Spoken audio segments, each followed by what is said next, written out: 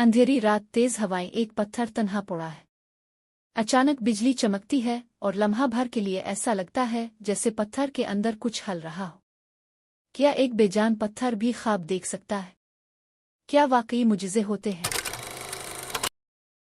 कहते हैं कि हर चीज में जान होती है, हत्ता के बेजान नजर आने वाले पत्थर भी अपने अंदर कोई ना कोई कहानी समोए रखते हैं। ये कहानी भी एक ऐसे ही पत्थर की है जो एक मामूली चट्टान का टुकड़ा था, मगर उसके दिल में एक ख्वाब पिल रहा था, ख्वाब एक खूबसूरत फूल बनने का।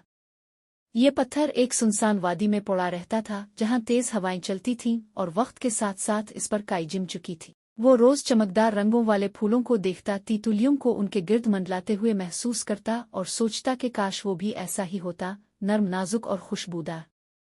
एक दिन एक फकीर इस वादी से गुजरा। इसकी नज़र इस पत्थर पर पड़ी और वो मुस्करा दिया। इसने पत्थर को उठाया, आंखें बंद की और ज़ेरे लब कुछ पड़ा। फिर वो पत्थर एक चश्मे के किनारे रखकर आगे बढ़ गया। पत्थर के दिल में बेचैनी पैदा हुई। इसे यूं लगा जैसे कुछ बदलने वाला है।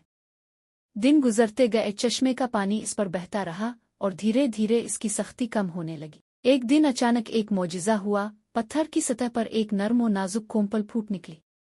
ये वही ख्वाब था जो पत्थर ने हमेशा देखा था, जो अब हकीकत बन गया था। वो जो हमेशा एक सख्त बेजान पत्थर समझा जाता था, आज एक जीता जागता नर्म फूल बन चुका था। ये कहानी हमें सिखाती है कि खा कोई कितना ही सख्त और बेजान लगे, अगर ख्वाब सच्चे हों और वक्त की लहरें सब्र से बहती रहें तो मुजिज़े ज़रूर होते हैं।